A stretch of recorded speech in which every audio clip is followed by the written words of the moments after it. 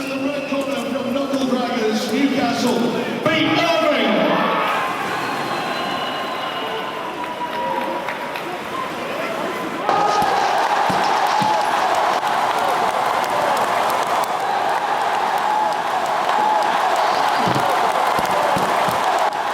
Unanimous decision from Knuckle Draggers, Newcastle, Peter Irving.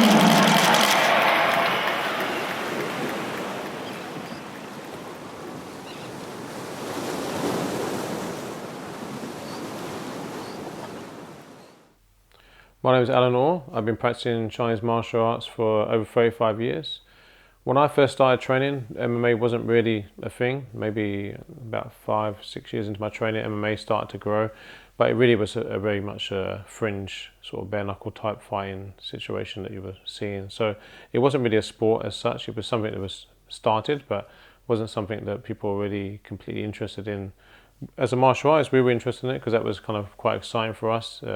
Styles versus styles, testing oneself. So that was interesting for us. So the early days of my martial arts training were very tough. My teacher at the time was a taskmaster. He was trained us, drilled us, worked us hard. It was good. Even today, a lot of the lessons I learned they still stand me in good stead. It came a point where I needed my martial arts to evolve in a different direction, and I started exploring other martial arts like eskrima, grappling. And that was really helpful because that started to give me a wider view of the whole martial arts. But I still got drawn back to Wing Chun, and I read a book called Complete Wing Chun by Robert Chu, and that book really triggered a journey for me, triggered a process. I read that book and I didn't really understand a lot of the book, and that for me was an issue. I was like, well, I don't understand all these things, and there was lots of stuff in there that kind of resonated, but I couldn't really get my head around it at the time. So I was planning a trip to America to go to a martial art camp, which had a lot of the top martial arts at the time instructors there. So I thought that would be a good time to maybe try and tag on an extra trip to LA to see Robert Chu. So lucky enough, when I contacted him, he was very friendly. We both practiced Chinese medicine. We were both interested in Chinese martial arts. So, even though I was relatively a beginner compared to him, but he was very gracious and very friendly, and we had a lot of the same interests. So I decided I'd go and visit him and get some lessons with him, and that was really the start point of me learning his system and his style of training. And that was a real big game changer for me, because what he taught in terms of body structure was so unique and so different. It really opened my eyes up to how it would work. So the first time I met my teacher, Robert Chu, it was quite interesting, because at that point I've been training Wing Chun quite a long time, maybe 10 years. And from the first moment he showed me stuff, I had zero understanding of what he was doing. He actually picked me up at one point and more or less threw me 90 degrees to the side with my feet off the ground. I don't know how it happened, but just the power of his turning just lifted me off the ground and just threw me across the room. So, it was quite a profound experience. But what made it interesting to me was, he was really willing to teach me and willing to help me progress. And when I asked him, why are you showing me so much? Because back then, not much like now. Now you can check everything on the internet, you can cross-check things, people are very open. So back then, really all you learned was what you were taught, and that was it. And getting to learn things was hard, because people wouldn't always show you much. And he showed me so much. So I said to him, why are you showing me so much? He said, well, you practice Chinese medicine, so you understand, I can see your nature. In Chinese medicine, we look at people's face, their energy, you can sort of see their imbalances or lack of imbalances, or their balance. So he said, you understand that, I can see you're a good person, and I can see that you're sort of suffering. You've been doing martial arts a long time, but you haven't really learned what you want to learn. So he said, it's like having a bird in a cage, so if you can free that bird, the bird will come back and visit you, So it was kind of interesting. He was basically giving me what I wanted, So in some ways he's right. I mean, 20 years later, I'm still going back to train with him all the time, and we're great friends. We talk every week. So that kind of open-heartedness that he had a really profound effect. So the Iron Wars as a fight team, that really developed from my guys learning this system that my teacher had taught me, and wanting to try it out in combat, because MMA had started to progress. There was an amateur scene in the UK, which started off with no headshot, so it was quite a good entry level for a lot of guys who hadn't had fight experience to go in and fight. And it was full contact to the body, and no contact to the head. So that was good for the team to start with, because they felt kind of, most of the guys I taught back then were pretty tough. Wing Chun was different back then because there wasn't a big MMA scene, so most MMA fighters were, nowadays, obviously, if people were relatively robust or athletic, they'd go and do MMA, but back then they would do Wing Chun, because Wing Chun was the most kind of combative street fighting style around at the time. So a lot of the guys back then were pretty tough. Not saying not tough now, but now you have a big mixture of people, and a lot of Wing Chun that you see out there has become not as robust as it was. So our style, we keep it robust because we keep that aliveness to our training, and we have both elements, people that train for health, self-defense, but we still have fighters. But back then it was 80% fighters, 20% people having development training, and now it's probably 80-20 the other way. So my guys, we had a bunch of tough guys that want to try out. They thought this really works. Why don't we try it? So we said okay. So we entered an amateur circuit and basically smashed everybody. And when the guys won titles, it was really. We had about 40 fights that year. It was really good. We learned a lot from it. And at the time, we'd done some catch wrestling, which is all the grappling we had. So I had trained with Matt Fury and then a few other catch wrestlers, and I was really interested in that because that kind of looked to me like a style that really fitted into a clinch style like Wing Chun and into the MMA that I saw developing. Most people in general for MMA were just doing a bit of jiu-jitsu and Thai boxing and different things and trying to put them together. But I kind of saw the catch wrestling had a nice mix because it didn't really have as much as a guard game. It was more of a dominant upper body game and a leg lock game. The leg lock game was really interesting. So I thought that was a style that suited us at the time. So we had a fundamental experience of training catch wrestling, and that really helped us because whenever we got into a grapple situation, we weren't trying to grapple, we were trying to just dominate the position and strike. So it made more sense to us at the time. Not that we didn't want to progress our submission skill, we did, but it just wasn't available. There wasn't really jiu-jitsu proper in the country. The highest belt you'd find would be a blue belt who got a blue belt at a seminar. So it wasn't really easy to find good jiu-jitsu. At that point, once the guys got into a reasonable level, they moved up from an amateur level to fighting more of what they called semi-pro at the time, which was headshots, just without the elbows. So it was no elbows, but it was more or less full contact rules. And I felt like, I had a lot of experience in terms of self-defense, in terms of street fighting growing up, because I grew up in a rough area and stuff like that and different things. But sport fighting wasn't really my background. Most of my background was more based upon real fighting. So I wasn't really the type of person who needed to prove myself to fight. I knew I could fight, but a lot of my guys hadn't had a lot of real fights, and the sport is a great kind of arena to go into to test yourself and to find out how you're going to react under pressure. So for them, it was kind of essential kind of training. They want to progress in that way, and then they enjoyed it. So that was good. But for me, my integrity was, I didn't feel like I had enough experience to coach them through that process, especially going towards pro fights. So I kind of looked into it more and thought, what can I do? And I came across a documentary called Life in the Cage with Eddy Millis. My name is Eddy Millis. I'm the owner and founder of the Shark Tank, mixed martial arts in California. We started about, I think it was 95, 96. The Shark Tank actually started because I was working loss control for a store, and I've been training martial arts, and I went out to stop some shoplifters, and next thing you know, I got a dude on the ground, and I'm choking him out, whatever, and two of the guys that worked there were like, wow, what was that? And at that time, I'd always been a martial artist, but I had just started learning grappling. And not 2 weeks later, we would go and break into the college gym with a coat hanger, Chafee, and I would have these two guys come up and say, hey, show me what you learned. And at that point, I hadn't been doing martial arts since I was 8, but I had been doing jiu-jitsu and grappling. And 2 people training on a Sunday became 40 people on Sundays 2 months later, by word of mouth. And that's kind of when the Shark Tank was born. We were one of the first teams to go fight in Mexico. And at that time, MMA wasn't called MMA, it was called cage fighting, which always had a negative name to it, right? Cage fighting. And we go to Mexico, and you got these Mexican fighters that they're not following the rules. the referee is from the same organization as the Mexican fighters, and we're across the border in Tijuana. It's not safe already. And I think we're fighting for $25 or $50. It was like the Wild Wild West. You go down there, my guy Tony has got sidebound on a Mexican fighter. Mexican fighter bites him. I'm like screaming, crowd's going crazy. I'm thinking, fucking, this crowd gets mad. How are we going to get out of here? And it was chaos. But we went down there, and all the guys, all of them won.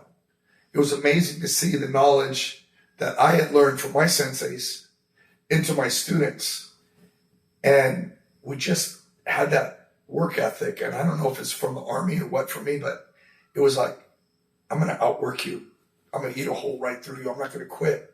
You take that mindset and then you teach a proper technique. Then you got these pretty good fighters. So we'd go to Mexico, fight. Then next thing you know, I got TJ Thompson calling me, you want to come to Hawaii? Take the team out to Hawaii, 6, 7, 8 guys to fight. Down to Texas show. TJ called me up one time. He said, Eddie, I had 5 fighters drop out. Can you make it Saturday to El Paso, Texas? I called the guys up. I said, we have 3 days to fight. You want to fight? Everybody was like, yeah, let's do it. TJ, get me a van, fill it with gas, pay us this, that. Boom, we're in a van driving to El Paso, Texas, 12 hours, fighting. Guys go out there, you know. And then at that point, we started getting a big name. Internet wasn't that big, but we were getting good write-ups. And the gym went from having 10 or 20 people to 200. And fighters calling me from all over Canada, all over to train. Then I started taking them out to Extreme Challenge, other events. And then it became like so cool because I would have other fighters that were high level that I knew and say, hey, Eddie, could you come work my corner?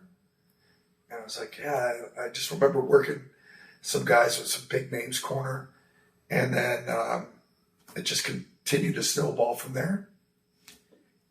And then one day I'm at my gym and I get a call from Mr. Alan Orr. And we did a video called Life in the Cage, which was about the fighters going down, training with Ken Shamrock, the Southern California fight scene, which really was the Mecca at that time. You had all the gyms, you had the Gracies. Only a couple Brazilian Jiu-Jitsu gyms at that time, Eric Paulson. So Alan called me and he said, I saw the documentary and would you come to England? I said, sure. And the thing I want to say real quick that stood out for me most was when I got to England, your hunger and the rest of the guys and the appreciation and the thirst for knowledge. I felt like a world-class scientist coming on and speaking at a class, if you will. And it wasn't guys on their phones or looking elsewhere. They're all focused on knowledge. There was a thirst for knowledge. And the Shark Tank's not easy. It's not like we're picking you up and we're dumping you. We're throwing you. We're punching you. We're low kicking you. Anybody who knows the Shark Tank, they know, like, I love the low kick. And all these guys were taking the low kicks. All these guys were getting punches. And we were all beat up. But they kept going. And that was my introductory to Alan's gym in England. So once I watched Life in the Cage with Eddy Millis, I was super impressed. I watched it and I could see his passion for teaching and his resolve in terms of how he saw it and his kind of he had this idea of how it worked and how they trained. And I thought this guy has the experience. He has the fight experience, the fight IQ that I was looking for. And I've always trained around the world with the best teachers. My Wing Chun teacher, Robert Chu, is in LA. My Eskrima teacher, Mark Wiley, is in Philadelphia. So I didn't always make it easy for myself. I always looked for the best teacher. The only easy one I've ever had, not easy teacher, but easy situation, is my now jiu-jitsu teacher, Leo Nagao. He's in the UK. So I spent many years in the UK training with him directly, and he was close to me. So that was like a dream come true. But in between that, before I met Leo, there wasn't really jiu-jitsu available for us, and not at a high level. And when I watched Eddy, I thought, this guy really, he has it. He knows what he's doing. He's a black belt in jiu-jitsu already. He understood MMA. They were the cutting edge of MMA. The Shark Tank and the Lion's Den, they were the premier teams in America, and they trained together. And Eddy trained with Eric Paulson and Ken Shamrock and all these people that were at the time, the forefront of American MMA and that scene. And Eddy had obviously taken fighters all around the world already. So I actually had a book that had just come out, and in the back of the book there was a glossary, and it had Eddy's gym and address in it for some reason. I think he was interviewed in the magazine, in the book. So I just phoned the number, and I phoned it, and he answered the phone. He was in the gym, and we started talking, and within about 4 weeks he was in the UK and we were training. And then after that we made various trips to America to train with him and train at Shark Tank. That was pretty terrifying for the first time. We went through quite a interesting initiation period, to become part of that group, and that really strengthened the team and gave us the kind of experiences that we needed to progress in our MMA journey as a fight team. Alan and his team's first trip to the Shark Tank in Rancho Cucamonga. At that time, we had one speed, and that was go, go, go. We had been driving down to Ken Shamrock's, my team. Training with Ken always sticks out in my mind because it was one of the hardest training I've ever did. And I learned a lot from Ken about mental and physical toughness. And that we had a symbiotic relationship between the Shark Tank and Lion's Den. We had this kick-ass, train hard, take you to the deep end, so to speak, attitude. So Alan's team comes over from England. And I don't know if I was consciously aware of the levels that they were at. And it's not that I didn't care, but I knew if they came and did exactly what we do and trained like we do, they're going to lead different people. It's not going to be easy. And it wasn't. I think it's safe to say maybe the first day, most of the guys couldn't walk. We kicked each other, we punched each other, we worked on proper low kicks, head kicks, takedowns, you name it. We started off camp like it was a fight. Everybody. And after that, you look at the guys and they got smiles on their face. But the smiles, they were genuine, but I could also see there was a lot of, oh shit, what's going to go on the next day? What do we get ourselves into? But like anything, they did it. They finished it.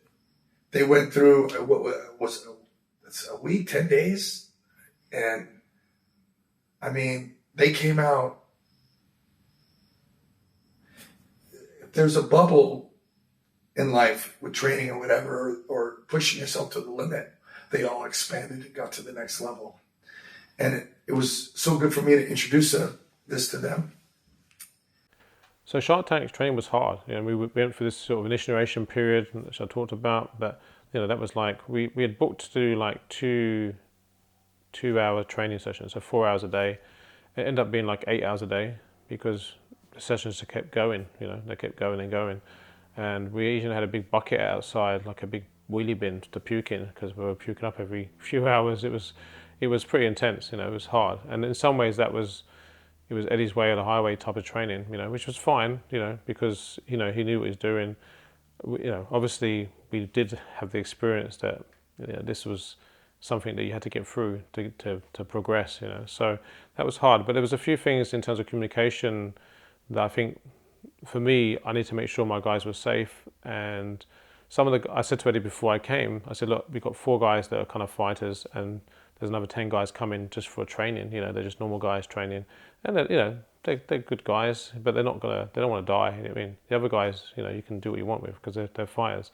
So Eddy had just sort of put everybody through the same regime, and Eddy's a really good guy. He's a really good host. He's a very charismatic guy. Everybody's kind of he's got 2 sort of sides to him. The side outside training is super guy to be around, and in training he's still that guy, but it's different because there's a focus, like you're on a mission. So everything has to go to plan. So you're on point. So you got to pull your weight. If you don't pull your weight, then you're cut. So it's that kind of mentality. Yeah. So it's a very hard push. I mean, and some of them guys were struggling. Because they weren't really ready for that. So I thought I'd talk to Eddy about it and just sort of just smooth out that these guys need to cut a bit of slack, and the other guys is all good. You know what I mean? And Eddy being Eddy, he said, "Oh, let's have a big barbecue at my house, and look after all the guys." And so we were going shopping. So we're going shopping, and we're in this supermarket. And one of the guys, Simon's a very good friend of mine, is pushing the trolley. And Simon's kind of like the kind of guy that likes everybody to be smooth and happy. He's a fixer. So he's pushing the trolley, and me and Eddy are talking. And I thought I'd just bring this up and say to Eddy, might as well get the shopping, to ease up on some of the guys. And so I addressed this with him, and he took it the wrong way at first because he thought I was saying, he was training us wrong or something was wrong. And I was like, no, I'm just saying these guys, need different training. And then he sort of got a bit defensive and sort of said, well, they weren't ready. You need to be ready to come to Shark Tank. This is the real deal. And I was like, yeah, I understand that. And then so we were arguing back and forth, and it got a bit heated. And as we were walking along arguing, we'd stop at this the cheese, and Eddy would say, "What kind of cheese do you like?" And then we'd just discuss cheese, and then we'd get the right cheese, and then we'd carry on arguing, and then we'd get some ground beef, and then arguing. So it was kind of funny because we were having two conversations. One was just a normal shopping conversation, and the other one was like this heated debate.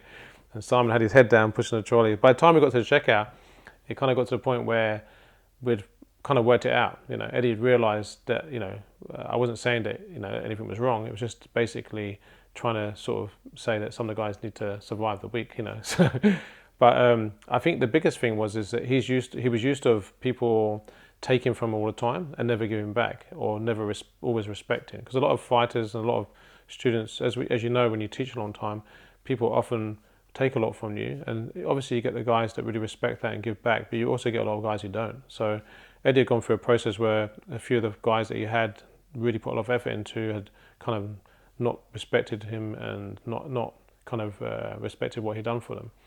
So at this point, I think he was a bit defensive of being pushed, and out of his comfort zone, of someone talking back to him. But I was being respectful and said, look, the reason I'm telling you is because we like it. We want to be here. We respect what you're doing.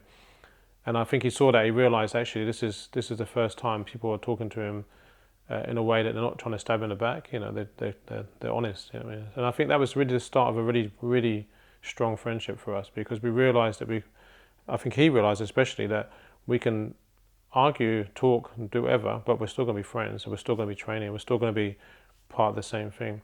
And I think that's something that he hadn't experienced as much. So I think for him that was really the start point of a really strong relationship.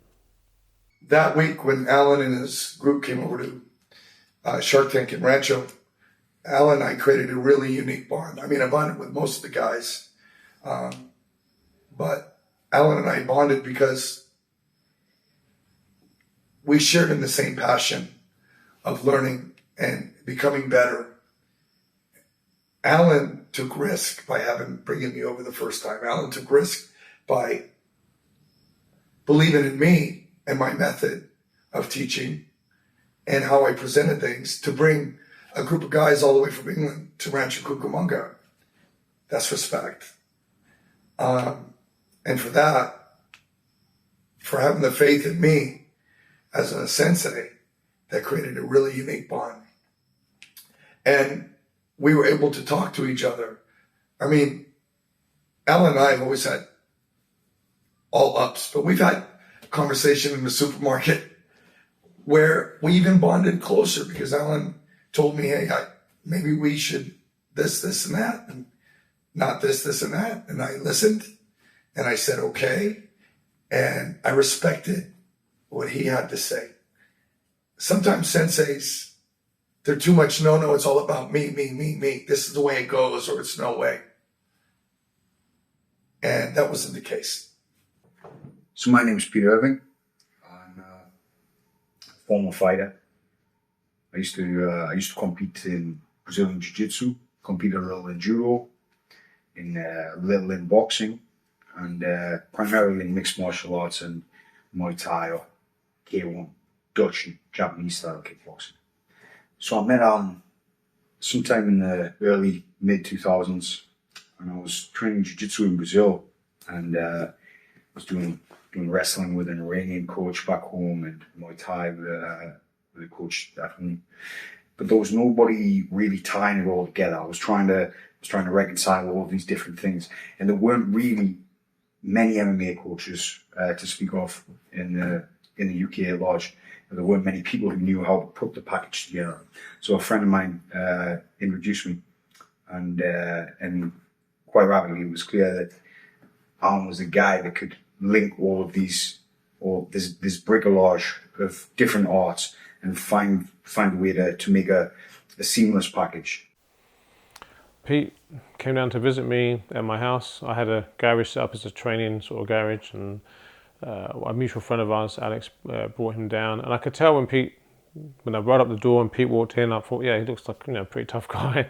And I could see in his eyes was a bit like, I don't know why I'm here. I've been dragged down here to see you because this person has been raving about you, but I can't see. He wasn't. It wasn't like he had I could see that he didn't have a plan in his mind about what this was about. He wasn't really sure.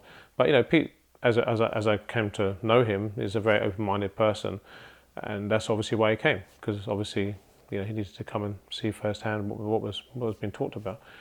And so we did some training, and I think he was kind of obviously surprised as well, maybe impressed, but more surprised that what I was doing was not exactly what he could fathom, what in terms of like how I was producing power or how I moved and how I put things together.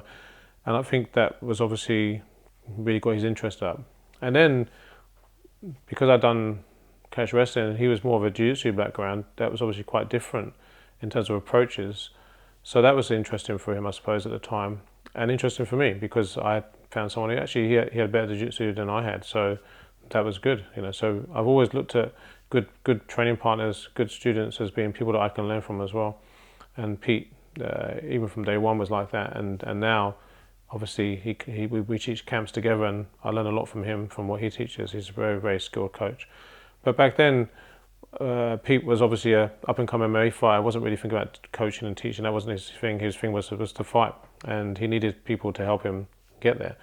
And I think what he saw with me was I was able to look at fights and look at training and put things together in a way that made sense, in a way that wasn't just daunted. And that was really down to my teacher Robert Chu's Wing Chun system, because it's such a unique system in terms of how it looks at the body and how the body works. That allowed me to figure out the kind of generic elements to the different arts that I was learning, and also what was different. And that's how he taught me. He taught me to learn from a point of view of learn why you do things and learn what the differences are, and then you understand the art rather than just copy and paste. So that was what gave me that kind of mindset and that kind of insight. And I think Pete saw that was quite valuable to what he was trying to develop.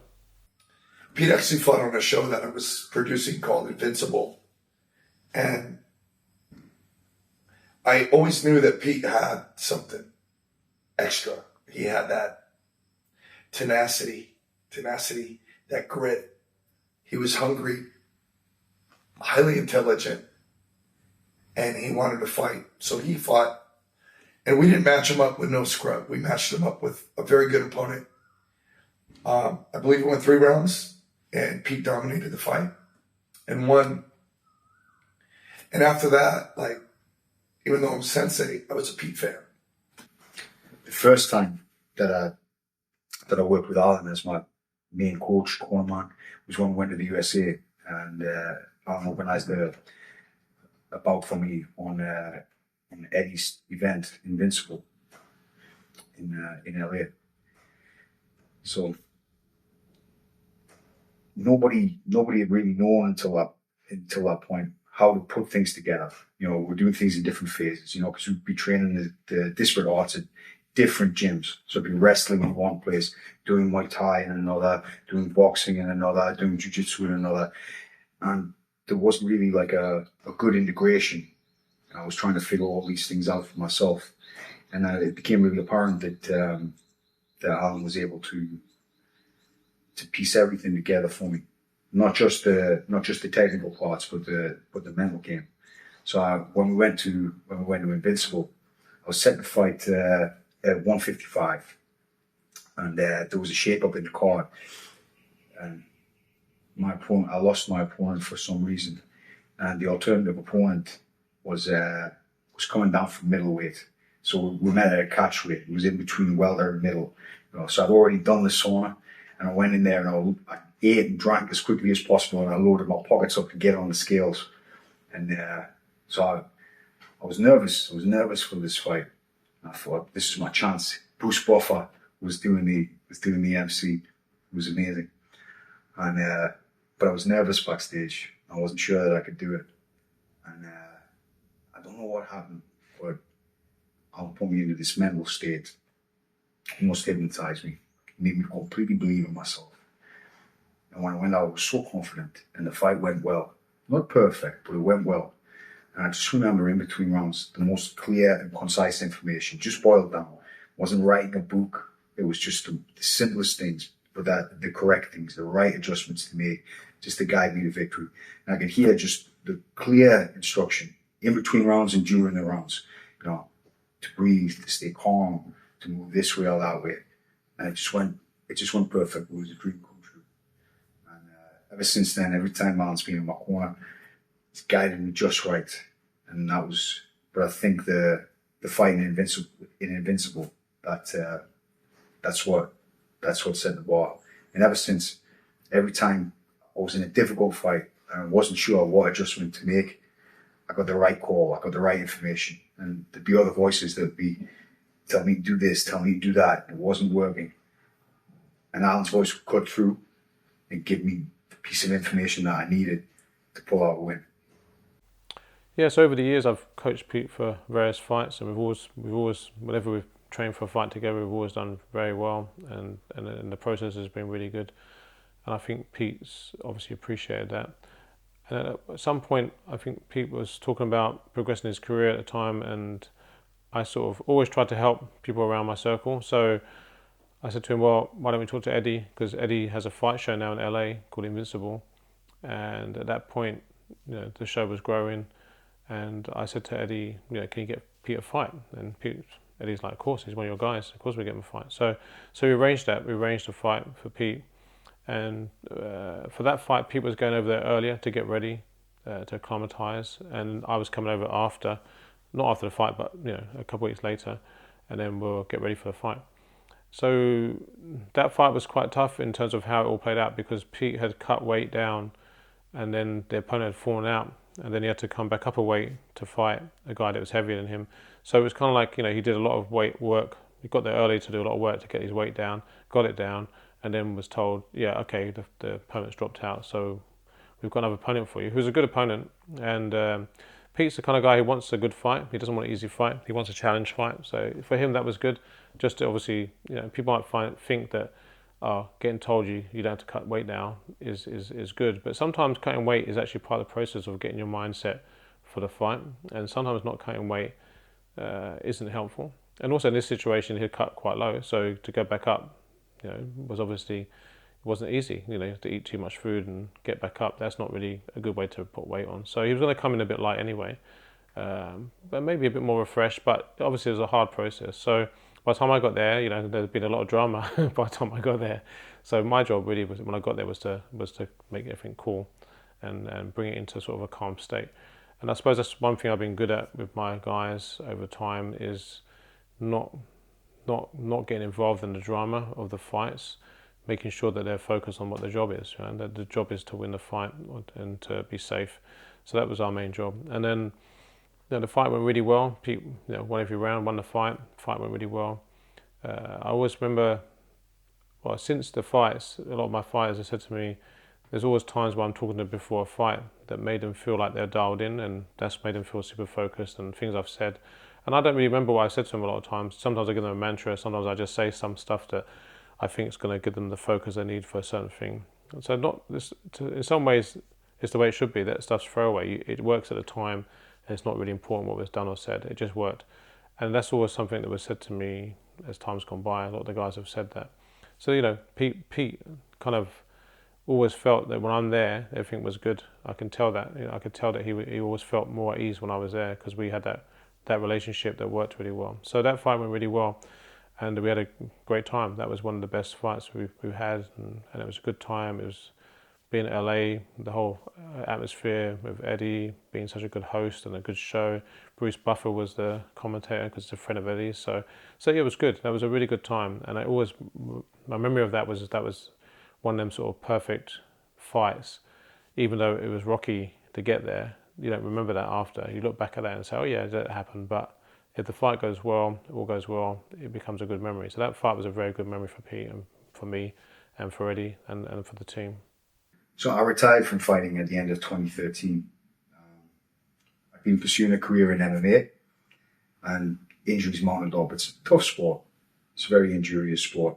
And I hadn't trained necessarily the smartest way. I was enveloped in this David Goggins style mindset of, you know, pain is only in the mind and push through it, which is, it's kind of true, but it's a very short-term strategy. You know, there's no longevity in that. You can get through things, but there becomes a point where it's just masochism. You know, that rather than strengthening yourself in order to not injure yourself, you're injuring yourself with a view to strengthen yourself, and it just doesn't work. So between all the injuries that I had, I decided to just go into kickboxing because I had a neck problem. But even then, it just continued to get worse up until the point where I couldn't take a punch. I was struggling to throw a punch. I was struggling to see punches coming. And so it was taken away from me. I didn't really choose to retire. I was forced to retire. And things just didn't work out in my life after that. You know, it seemed like just the day I retired, everything went wrong. And it got to the point where I just didn't feel like life was worth living without fighting. I just wanted it back again. So I decided that I was going to do a comeback. I was going to start fighting again, and I organised like a tune-up bout to get me back into the swing of things. And as things go in this game, it fell through, which is normal. But in despair, I called Alan.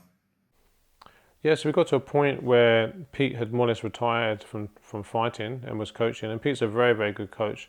And I think he was struggling a little bit because it's very hard for a fighter to retire, you know, because there's a lot of feelings and emotions that go into that. Even the idea of just being in a group when you're the main person that people are rallying around to get ready for a fight, there's a camaraderie, there's a kind of team spirit, and if if that's what you're used to and it changes, you lose something. So there's a sense of loss. I think you're losing something. And in some ways you can gain other things, right? You can gain other things by teaching other people, by coaching. But I don't think Pete was ready for that transition just yet. He was a very good coach, but that's not really what he wanted to do just at that point. At that point, he still wanted to be a fighter, you know. But then obviously your body doesn't last forever. You know, things change, you know, injuries mount up, and that's why he retired from the injuries. But I got a call from him saying that, you know, he wanted to fight again, you know. So I was thinking to myself, what do you mean? You know, you got, you know, the injury is not worth it, you know. But I could tell that he was kind of desperate, like it wasn't a good place. I could tell that he kind of needed it, you know. So I just said, yeah, sure, okay, you know, let's just get into it. He goes, oh, you know, I want to do a kind of warm-up fight and then get back into MMA. So I kind of thought about it, and I thought, what do we do, you know, because I don't really want him to fight anymore, because, you know, care about him. He's a very good friend, you know, have a lot of love for Pete. So I didn't want to see him get hurt or see him not achieve more than what he'd already achieved, because, you know, there's nothing worse than people coming back and not doing as good, because it's kind of just pointless. And then that doesn't have any good effect on someone's psychology after. So I kind of thought about it, and I thought, well, I had a trip booked to Thailand when I was doing a camp. I was teaching in Thailand. Pete has a kickboxing background as well, and had kickboxing fights and won kickboxing belts, and he hasn't fought in Thailand. And I said, so I called him back and said, why don't we do a fight in Thailand? You know, he goes, oh yeah, that'd be good, because I think in his mind he was thinking this would be a good warm-up fight, you know, to get back into MMA. But for me, this was the last fight. This was it. I wanted to have one last fight and have a good experience, and then we could say, you know, this is it. You know, time to transition. You've had your career. You've done well. So I wanted to try and create something that really was special. That was my goal. My goal was to create this last fight.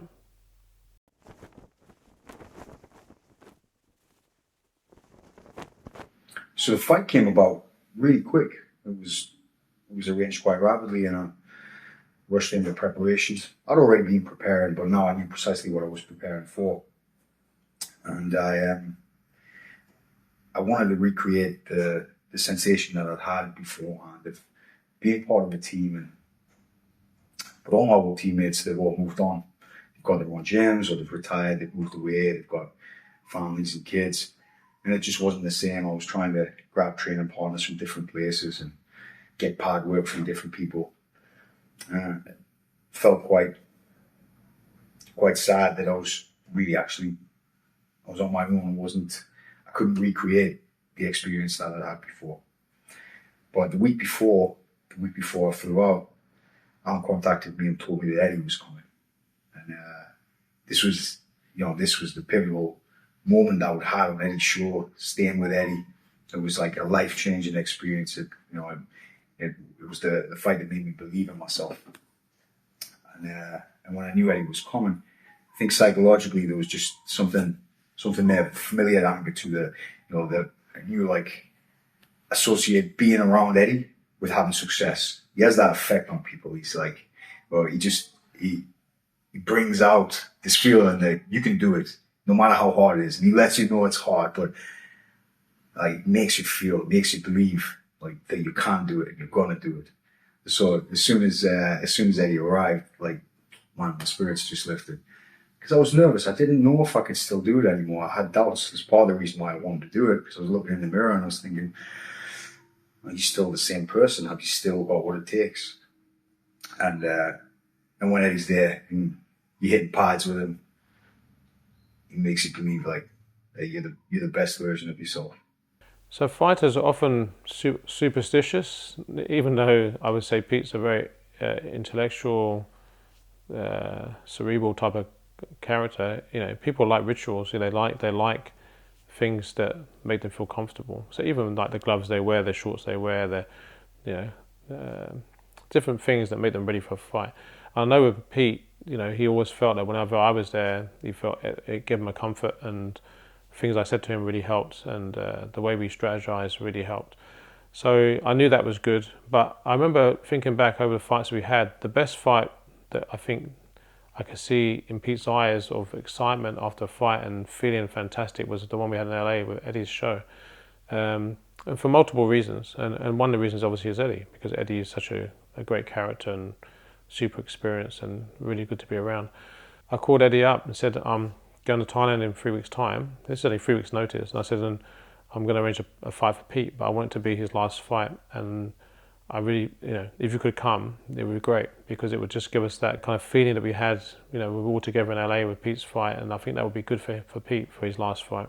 And Eddy just said, yep, okay, I'll book a ticket. There was no questions asked. It was just like, you called me, call to action, I'll answer it, So, and that's one thing that made me realize as well how much I, care about Eddy, because, when you need him, he's going to be there, And nowadays, a lot of people are so flaky, People say what they want to say that suits them. Everything's about suiting themselves. So it's so nice to have them solid friends that when the chips are down, they've got your back. And I didn't have to explain it to him. He understood it. Eddy understands fighters. He understands fighting. He's been a fighter. He's a coach. He understands the whole process. So he knew what I was trying to say. We needed this, and he was going to come. So 3 weeks later, we're all in Thailand and we're training. So it was an amazing experience to be all back together, training. And Eddy, being around him just is a lift. There's something, I can't describe it. He just has that kind of personality that makes you feel like you can be better every time. So that was good. And I could see Pete was really feeling the vibe. So that was cool. On my way to Thailand for Pete's fight, I was thinking, well, I knew why I had to be there and why Alan asked me. He didn't tell me anything directly, but there's a level of trust and respect fighters have for their sensei and coaches, and a bond, if you will.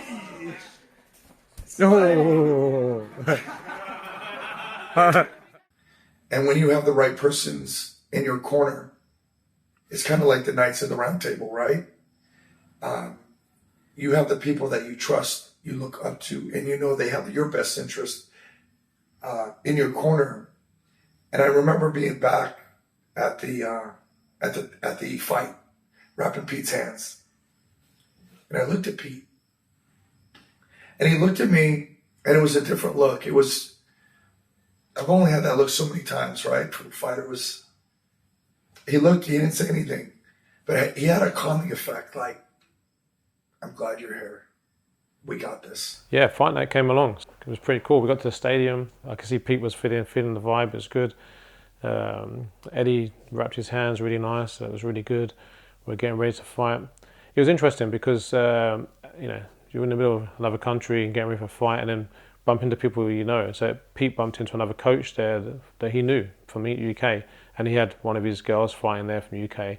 And they were chatting a little bit. So it was nice, it was cool. But the guy said something to Pete, which I was just thinking, don't say this. The guy said to Pete, like a bit of advice, he said, don't clinch with the ties, because you clinch with the ties, that's their game, you know what I mean? And Pete was like nodding, like, and I was thinking, here we go. Pete's going to clinch. Because like Pete doesn't like to be told that you can't do something because he wants to be able to do it, not from a negative ego. This is a positive ego in my mind. It's a challenge, he likes a challenge. He wants a tough fight. He doesn't want an easy fight. He wants a fight that's going to be tough. So I was thinking, okay, so this is going to happen now. He's going to work his clinch and see what he can do against this guy. So I thought, okay, well, we're ready for that. So I wasn't really too bothered, but it just made me laugh because I was like, people often tell your fighter stuff. Why, like people come up to your fighter and tell them, words of encouragement or what you should be doing in the fight before you go into fight. And you don't really want anybody talking to your fighters before a fight. You just want them to be doing what you're training. So we got there to the stadium as the sun was going down, and I felt like a beginner again. When I was fighting all the time, it was just like another day at the office. People say that as a way to comfort themselves. It's just another day at the office, trying to make things feel normal. But actually, I'd been fighting so regular. Sometimes I fought one weekend and then the very next weekend. So it was very, very normal feeling. And because it had been a couple of years since I bouted, I was backstage warming up and my legs started to tremble, started to feel weak. And I'm trying to remember that feeling, saying, no, it's okay. This happens every time. It's normal. Because that feeling I was used to, and it didn't throw me off. But I started to think like, oh God, what if my legs are going weak? What if I'm just going to freeze up? What if I'm not going to be able to let the kicks and punches go? And of course, when I got in there, it was just the same as normal. It was okay as soon as the bell goes. We filmed the fight, but we didn't get the first round because no one had worked out who was going to film. I had to go give my camera to someone because we were trying to coach the fight. Eddy was like, super focused. So it's like, but I wanted to get on film because I didn't want this to be his last fight that we didn't get on film. So I managed to find someone to film the fight, but we missed the first round in terms of filming. So we filmed the rest of the rounds.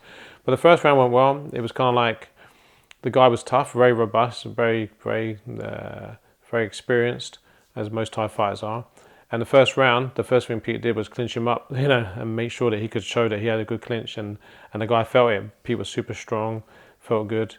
And I could see that, this was a good match. It was a good matchup. Round one starts. And typically in Thai boxing, the first couple of rounds, they're feeling out rounds. You test the opponent. You just figure out what he's got. Because that's when the money's still coming in. If you blast out there and knock a guy out straight away, nobody made any money on the bout. Because all the gamblers are still putting in bets. Once you hit round 3, the fight begins in earnest. So knowing this, I wasn't sure if the guy was showing me his whole hand. So I was testing his legs, seeing if he would check, trying to feel his power. But you don't really know. These Thai guys, they're crafty, they've been around the block, they've had a lot of fights, and they know how to survive. And this guy was clever. He knew how to use the ring because the canvas was so good. In his corner, it was so wet. So typically, you try to go to the center because it's disadvantageous to be back up against the ropes. But because it was so wet around the ropes, especially in the corners, where traditionally you don't want to be, this guy knew how to use the ropes to hold himself up. So as I was coming close into his corner, I knew if I attacked, I was going to slip. My feet were going to slip underneath me if I let a kick go and I'm on one leg. I could have thrown my butt under the canvas. And he knew how to hold himself up against the ropes. He knew how to tie up and spoil when he needed a little break. So it was a little bit tricky, and because I hadn't been in the ring for a while, I was rusty. I was tentative in those first couple of rounds. I was still trying to figure out how long would my gas tank last. Because I'd been training in the snow. And it was February in England. It was a snowy winter. So I'd been doing my road work like Rocky Balboa, running up snowy hills. And then we got there to Thailand, and the heat hits you. When we got off the plane to Koh Samui, it hits you like a blanket. Like the air's thick and hard to breathe. And in these tin roof stadiums, when you climb up into the ring, that's where all the heat is sitting. Right? Just that bit above head height, where you're breathing in the hottest air that's been stored up all day long. And the air feels thick and it's hard to take a lung for. So I was nervous that my fitness wouldn't hold up because of the change of climate.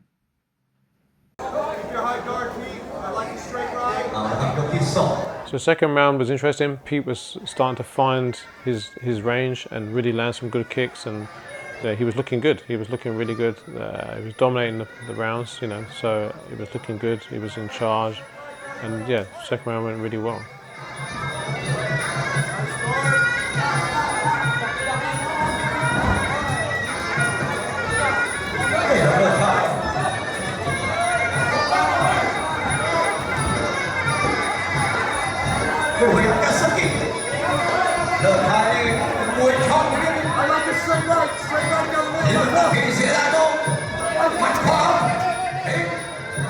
So round two, I started to get into the flow a little bit more. I started to find my feet, figure out what I was doing. I started to figure out what was landing, what I need to hold back on. I started to find a few gaps in his armor. I realized that he wasn't as good at checking low kicks as I thought. I started to work on the low kick. Eddy was going for straight right hands and low kicks. Then I started to find a home for those particular shots. I still wasn't quite comfortable yet. I wasn't quite in the zone.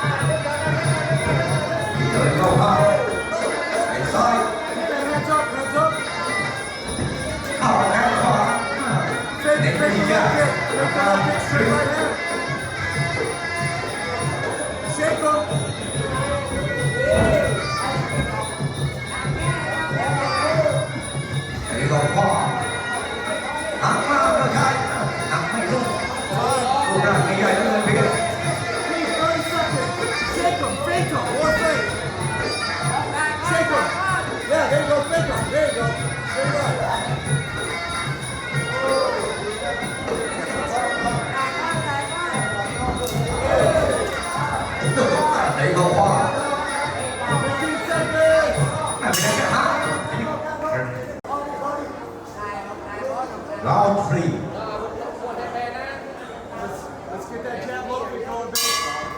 So the third round was the round that I was really excited about, because I saw Pete getting that tempo, and he was giving it a little bit of a nod, which was like he's really enjoying himself. I could see that he was really enjoying the fight. It was a tough fight, it wasn't an easy fight, but Pete was in charge, and they were going back and forth really well, and you couldn't make a mistake. This guy was very savvy. You had to make sure you're on point, which is the kind of fight Pete wanted. He wanted a fight that you had to really be in the battle for. So it was a real battle, but I really felt warm watching the third round, because I thought, yeah, Pete's got this, he's on it, and I could see he's really enjoying it. And that's really what I wanted. I wanted to see that enjoyment, because I knew once he had that enjoyment and really enjoyed the process of the fight, that's really when he hit the sweet spot, then that was really what we're looking for.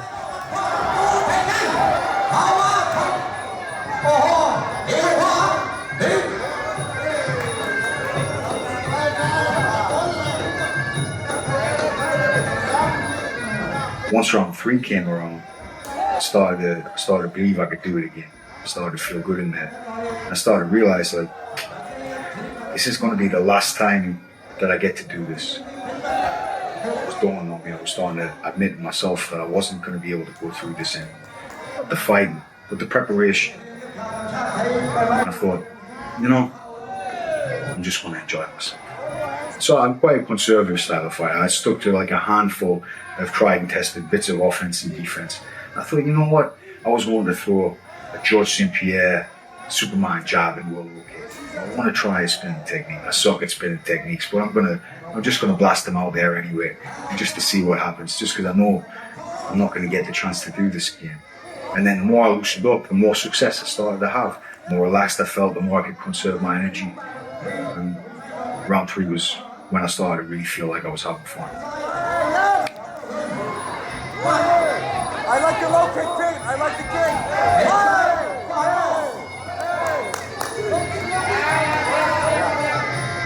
Pete, stay in the low kick. Stay in the low kick and then fake with the hands. Shake him.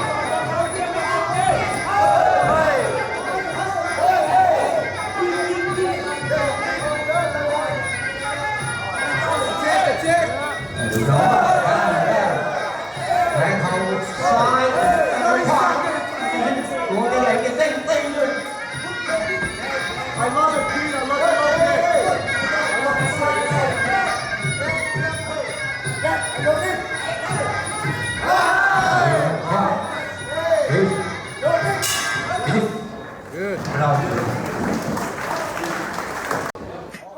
So round 4, I really started to feel that I was really enjoying it. I was right into it, and I knew that I had enough in the tank to last the rounds.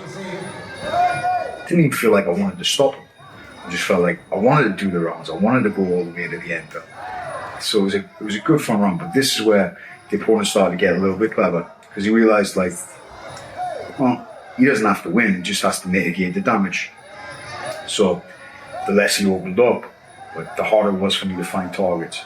And so you would do this thing where you would lull into a slow rhythm and start to just touch and pit pat like we were doing an exhibition, and then explode with an elbow, or do something that was really decisive and change the rhythm. It's a typical Thai thing, the rhythm manipulation.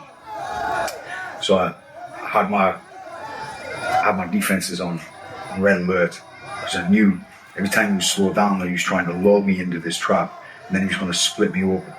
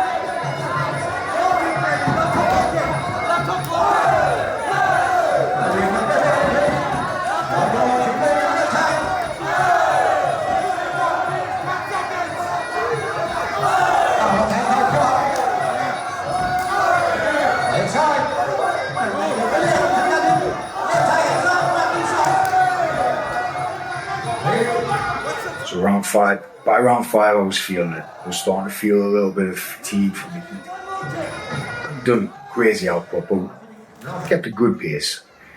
And the guy starts waving his hand at me like, it's okay, just lay off, it's done, like, you can have it. And then he would blast me with an elbow. So I went back to work, and I go after his body. I always like to go for the body, which I left with a little something that we worked on, me and Alan worked on for some time. That was a punch that I had faith in.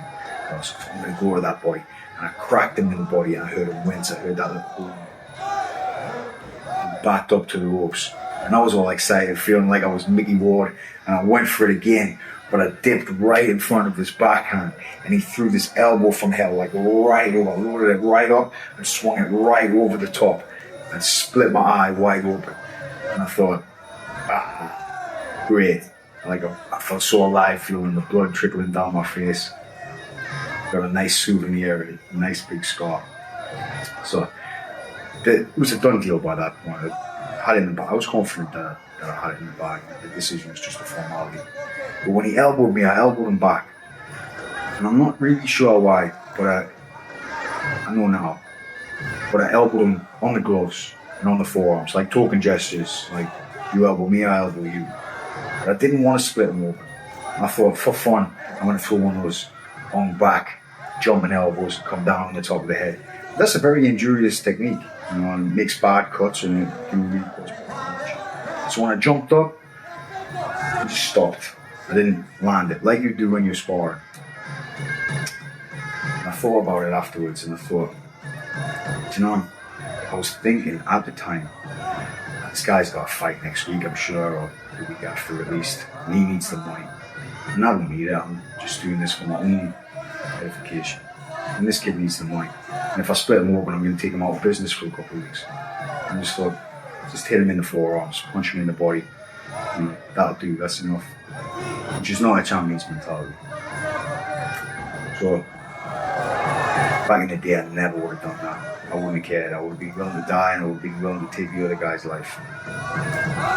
And now I was just thinking, I like to compete. I enjoy competing. It's a thrill.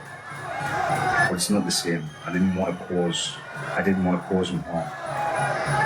I think when I was younger, I was so fucking angry. I thought, if I can hit somebody really hard, as if I could give them my pain, take it out on them.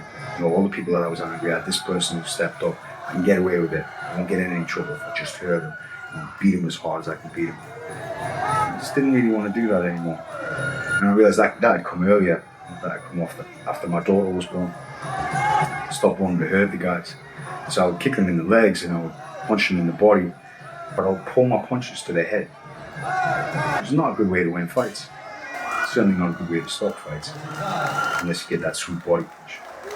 Yeah. I just didn't want to hurt him anymore.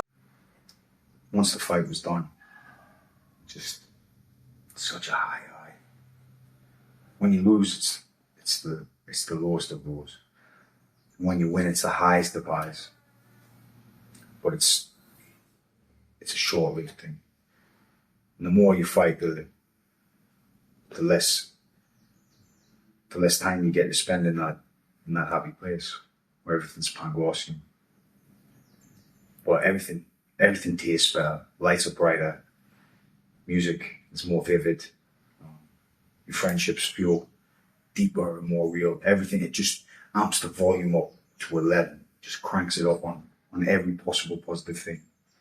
I just didn't want the night to end. I ended up staying. Everybody else had gone to bed and crashed out. I just didn't want the day to end. And sometimes when I couldn't sleep, it was because I didn't want the next day to begin. I felt like, okay, well, I've survived the day, so I don't want tomorrow to start and have to face it all again. But this time, I just didn't want this day to end. I didn't want to let that feeling go. So I stayed up for as long as I could, as long as my eyes would stay open. Yeah, so after the fight, obviously, when you win a fight, it's always a big high. It's people say when you lose fights, it's okay, you're learning, so it's good. It is good. You do learn stuff. I mean, that is true, but it always feels better when you win. There's no doubt. When you win, everybody around you is on a high, so that high continues. So it was cool. So we went for a few bars, had something to eat, had a drink, and Pete was on top of the world. So it was great. And he didn't want to go. I knew I was knackered because I had all this energy, like an adrenaline dump from days and days of getting ready and training. I was absolutely exhausted, which is unusual for me because usually I can. I've got a lot of energy. So I was actually knackered, but I thought I've got to stay up with him as long as I can because this is the night that I felt that, he wanted to celebrate, So we had a good night. It was good fun. And then I said to Pete, okay, so, we're done. This is it, right? This is the last one. He said, yeah, I know. So he knew. I think he finally, it dawned on him that this was it. I think fighting should always be just an extension of who you are. And your career may end as far as getting in the ring and fighting, but your career doesn't have to end as far as becoming the best instructor you could be and taking the knowledge that you learn from getting your ass kicked at a gym. How many miles away? I mean, 5,000 miles away on the other side of the earth, to people you don't even know, and making it through that and getting in the ring, traveling all over the world. And looking at Pete now, today, like, I was really happy. I was really happy when I saw him teach. Because I'm like, this guy is really transcended to the next level. His career is over, but he's a dynamic teacher. And to me, that's the highest level you can become, really, right? When you can mentor someone correctly because you walk down that path, because you've been there. Not because you read a couple books and you watch movies and you have your thumbs in there and you're walking around like you're, Joe Blackbone. If you haven't walked the walk, it's really difficult. Pete's become this super coach. I mean, he's an amazing coach. So I think it really did pass the torch from fighting to coaching, which is what he was struggling to do before. He didn't want to be a coach, but now he loves coaching, and he's become very good. Very, very good teacher, amazing teacher. And it's interesting because since this camp, and we got back to with Eddy for this camp, every year since, me, Pete, and Eddy get together and teach camps together now. So kind of brought us back to something special. Like a couple months ago, Alan asked me, would you like to come and teach at the camp in Thailand? I don't think there was a pause. It was yes. Because it's Alan. I'll do whatever he asks me. It's my brother. And I flew into Bangkok, 10 days ago. And I guess I'm just wired different, crazy. Flew in at 5 a.m. Went, ran 3 miles, trained later that night, trained the next day, and I completely wiped myself out. But my mind and my heart believe, you think like you're 20 years old again. So I came to teach at the camp, and wow, what a great group of individuals. Like, at most camps or training facilities, there's always that one person that you're like, not here. Every person I met is stand up. They want knowledge. They're happy. They're good people. They want to come talk to you after. And it's really refreshing for me being around people like that. I just hope we have more of these camps. Stiff jab. Stiff. Stiff. There you go. That's beautiful. Stiff. Stiff. Stiff. Stiff right to the body. There you go. A little harder. Right hand to the... Yeah, because I can't turn it. Yeah. Again. Yeah. Jab. Whoa. Come forward. Right hand. Hook. Right hand. Again. Start pushing. Go.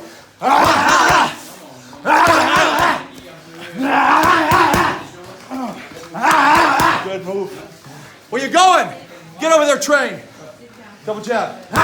Right hand. Right hand. Knee. Right hand. Up.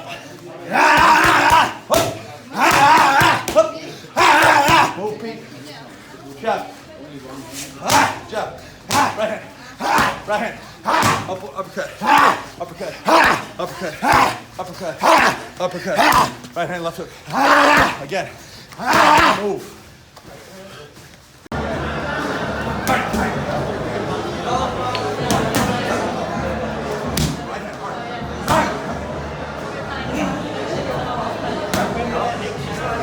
That one felt really good, right? That one felt real nice. There you go. Just sit it up. Stop. I'm just going to take it like that. Okay? I'm just going to pop. Pop them here. Pop them there. I'm just going to push. Pop. Pop. No. It's off the right.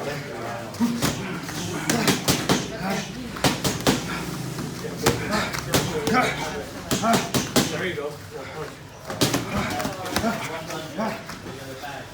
Okay, you're up. Come on. Are you allowed to ask for super kick? Huh? Are you allowed to ask for super kick? I know, huh? No, you guys, look. You can't stand like this, buddy. Yes, you have to come in. You've got to come into it. If you do that, you're not going to get it. You just got to come in, and then it's beautiful. Yeah, it's beautiful. No doubt. It's a beautiful gig, man. All right. Come on. All right.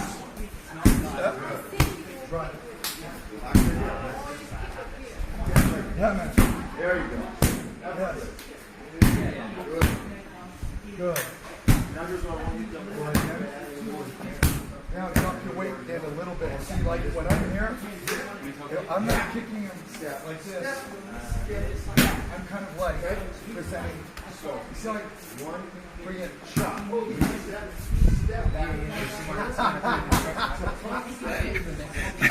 I love Aaron, man. So again, touch.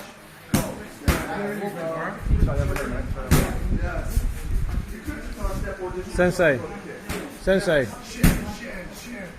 Sensei. Yes. He said he didn't feel it. Oh, I did. No, I did. No, he's lying. No, I'm not sure. He's lying. Oh, you can? Because I'm not sure if I'm getting old or not. He's lying. No, he said he didn't feel anything.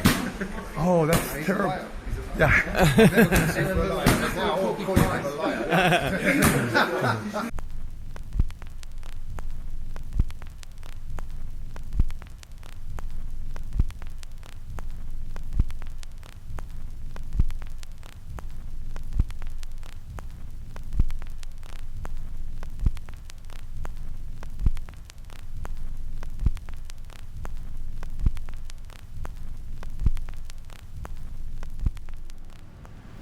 This is a terrible old cliche that does the rounds in fighting circles.